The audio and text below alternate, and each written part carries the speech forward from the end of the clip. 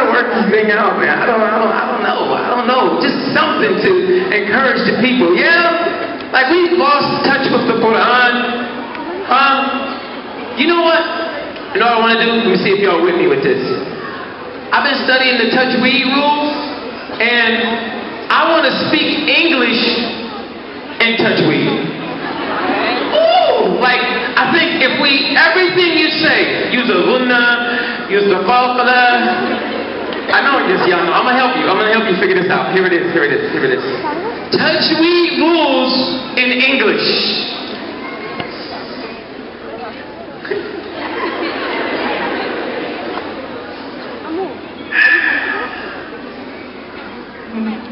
Please go in there and clean.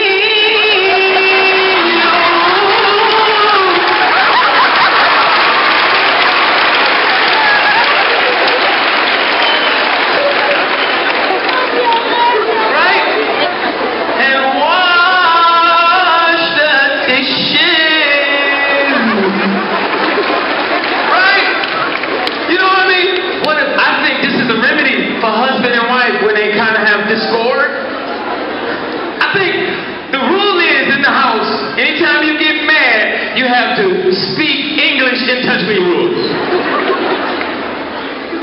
Don't cut me off. I have something to say.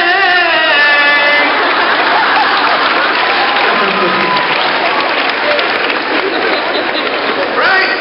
I'm serious, man. Let's just figure out some ways that we can just all get along. You know what I'm saying? Yeah. English Tajweed. Do y'all like my shirt? I can't hear y'all. Yeah. Make dua for me. And if you would like someone to make dua for you too, get my shirt. That was a commercial. Serious. So how many are y'all ready for more entertainment? We gonna keep it going. Y'all ready? I gotta warm it up for y'all. Don't it look like we walking on clouds? I almost feel like taking my shoes off. This look like when I'm on the plane and I'm looking down on the clouds. This white carpet is a mashallah. All right, so listen. I have to bring someone up to the stage. Here's a mashallah. Y'all ready? Alright, so alhamdulillah, this brother right here, he came last year, he rocked ICNA. ICNA loved him so much, they was like, brother, please, would you come back and give us your poetry? And then all of y'all said, alhamdulillah, make some noise and give a nice warm welcome for our good brother, Amaar AlShukry.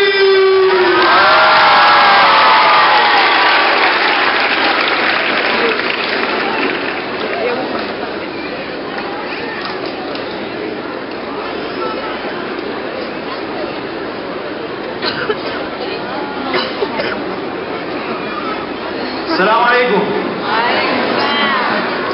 So Omar asked you guys where you're from, right? Yeah. From what cities? I want to know what countries are you guys from? Shout it out. I heard Pakistan.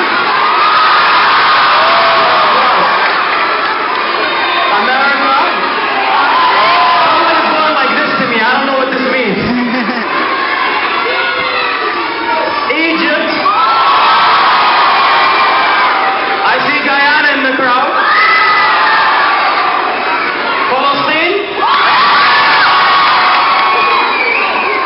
Jordan. Thank you for coming. 3 people from Jordan. What else do we got? We got India. Bangladesh. America.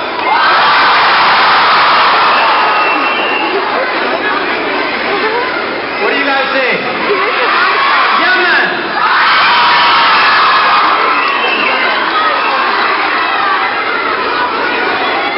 Somalia.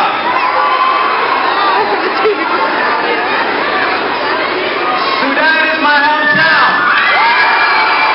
Jerusalem is my home.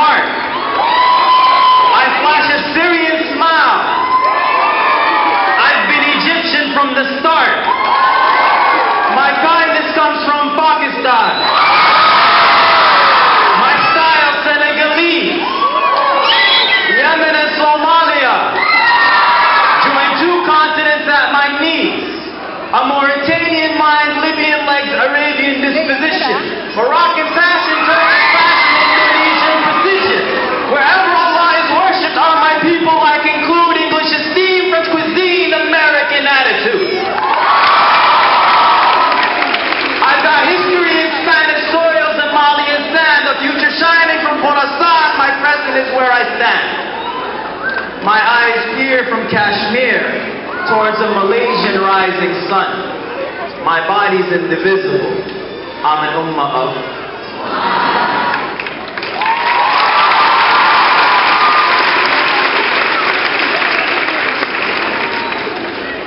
Okay, so I wanted to get a head start. I don't know if anyone today has spoken about Ramadan. But the early Muslim generations, they would divide the year in two. For 6 months, they'd ask Allah to accept their siyam and their fasting and all of that. And for the next 6 months, they would ask Allah to allow them to experience the next Ramadan. And we're 2 months away from Ramadan, so this is one of the poems that I've written about the fiqh of fasting. O you who believe, fasting was prescribed for you as it was prescribed for those before you, that you may shield yourselves from Allah's wrath. A high and lofty goal in which fasting was made a path and obligation, rather a mighty pillar of the faith, to abstain from anything that would cause the fast to break with the intention of worship from the time of the sun's rise until it sets on the horizon for its daily demise. And fasting has 2 pillars in which agreement was acquired. The first is to abstain from 2 physical desires, desire for food and drink, and those of a sexual type. And the second is that the intention must be done in the night. True dawn to sunset is the normal time frame observed, but in extreme circumstances, the nearest normal neighbor is preferred, and it is a most virtuous act of worship, if you only knew, to release yourself from your desires and become a better you. Because the blessings of fasting are too great to be counted, and its reward with Allah is too great to be amounted. But in this short introduction, let it suffice to say that it increases you in taqwa, which you witness every day during the blessedness of this month. A safeguard from evil, protection from shayateen, those of the jinn and people, and it's an action only done for Allah, so He's the only one who rewards it. And its gate is al-Rayyan, only those who fast go towards it. The breath of those who fast is more beloved to Allah than the scent of musk. And an ummah united in daily worship from dawn till dusk gone is gluttony and greed replaced with compassion for those in need, and a healthy rest given to bodies that all year we overfeed. So, indeed, I could go on and on. 11 months is too long, but I can't wait to welcome Ramadan.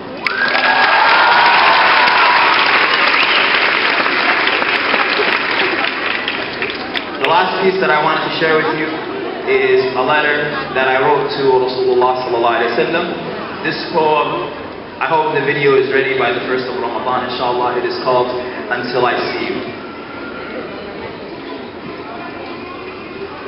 You are the best person I've ever known, the best friend I've never met. Your sincerity to me is blinding, enough to completely canvas the world with drapes that read respect, honor, love, protect, while creating a window for me to zoom in on the important things, but those are the things that I forget or neglect. I will do better. Your ummah is fine, not because of me or mine or wounds that heal with time or those who would die for a dollar sign, but because a promise is divine. So when we feel like we're at our worst and our sadness would cause our hearts to burst, it feels like there are times when there are angels within our lines, or hovering over squares with chants of freedom in the air, and though tyrants may step on our necks, we smile. For history has always been on our side. Yours is an ummah that simply does not die. I am sorry for my weakness. For every time I've been ashamed of your name and asked someone to call me Mo, for not knowing enough about you to defend you when they drew cartoons, or accused you with the most heinous of accusations, for not getting over my distaste of reading and waiting for Hollywood to put you on the big screen so I can know something about you. As if Steven Spielberg or Mel Gibson or Johnny Depp would somehow be able to recreate the twinkle in your eye, or a beautiful bead of sweat as the scaffolds on your forehead, frantically fighting gravity, not wanting to fall off your body. I keep thinking of seeing you, and if you would smile at me. The thought gives me goosebumps. You told me to meet you at the pool. So on that day, I hope and pray that I will see you through the crowd, that no angels barricade me as I sprint at breakneck speed. I hope you recognize it's me. I will crowd the companions to get access to your vision. I will obey my thirst by quenching it from your hand. So until that day, I will pray. I will stand and I will pray as if my feet are holding the earth from splitting. If I make it, I cry at the thought of seeing you. For I know the words that I used to read from books with all too thin pages will do no justice to your voice, your scent, your touch, your face. See, my messenger of Allah has always existed between the curves and dots of the Arabic alphabet. So, Muhammad ibn Abdullah, in 3D. And whatever other dimensions the hereafter brings with it will be an overboard of senses. I will fall in love with your shadow. And will tell Ali that his description did not do justice. And tell my mother Aisha of how we heard her story of how you passed away between her chin and her chest. Over and over and over again. And it made us cry every single time. Because we never suffered any disaster that was greater than what we suffered before our souls merged with flesh. Of entering an earth that was without you. Does the sky even recognize us anymore? And I will sit in the shade of your smile. And will ask you your story directly from your mouth. And will be terribly embarrassed if you ask me for mine. Because I never did anything right. Other than loving you. And then, if you let me, I would love for a hug.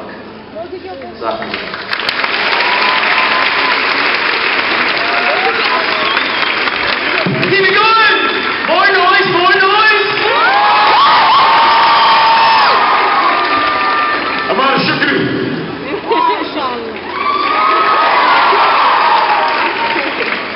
I like that. It looked like I was on the airline or something.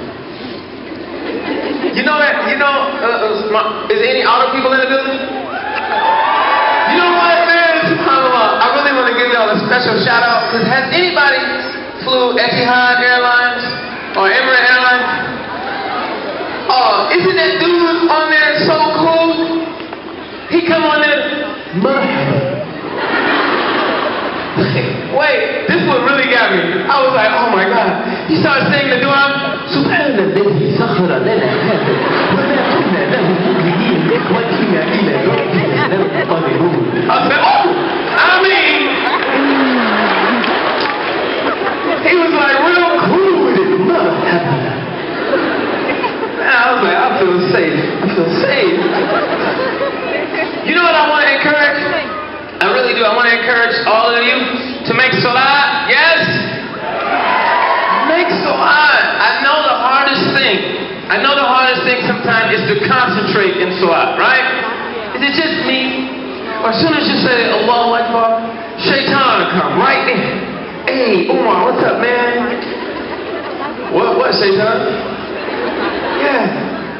You remember where you put your keys? That's right. I know exactly where I put my keys. It's not a good salat.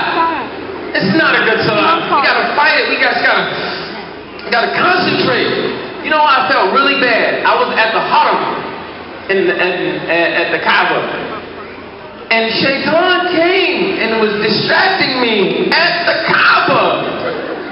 I felt like my Muslim was this big. You know what distracted me? We was like making Salat al-Zuhr. It was so quiet. The Imam said, Allahu Akbar. And then this is what I heard, what distracted me.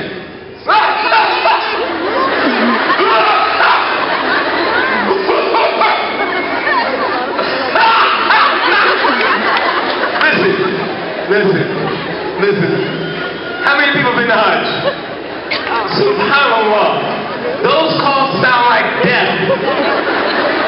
I'm in Salah thinking, oh, we are about to have another janazah.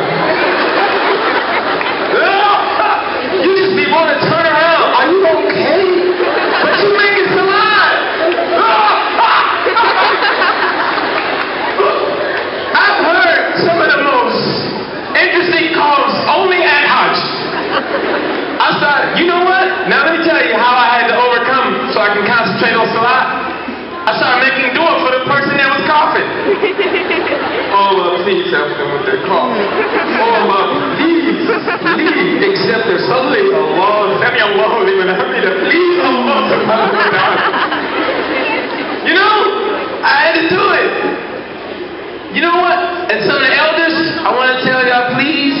go easy on the youngsters when you have them lead the salat.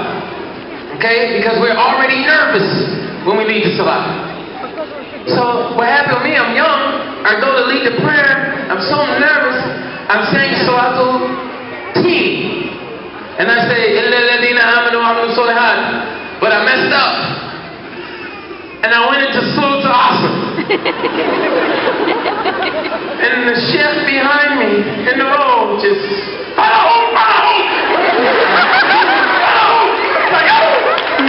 here, I'm like,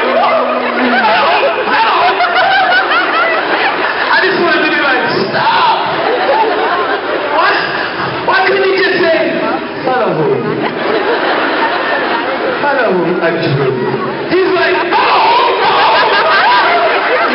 I forgot Sultan Asr and Sultan T. Oh my God.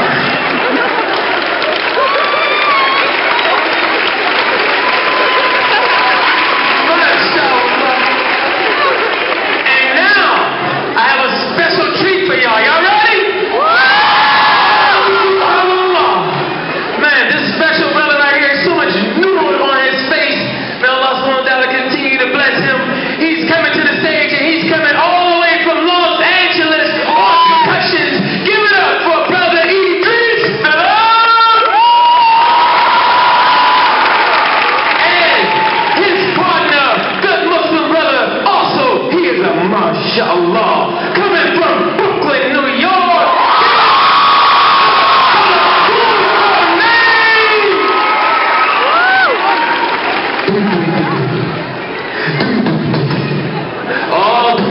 Are y'all ready? Mashallah, mashallah, mashallah, mashallah, mashallah, mashallah. Here we go. This brother, mashallah, traveling all around the world, doing amal with his heart. May Allah continue to bless him. He's on a 2-week tour with Helping Hand. His brother is singing, alhamdulillah, along with another brother on the way to introduce him. Make some noise. Give it up for our brother, your brother, Ahmed Bukhatir.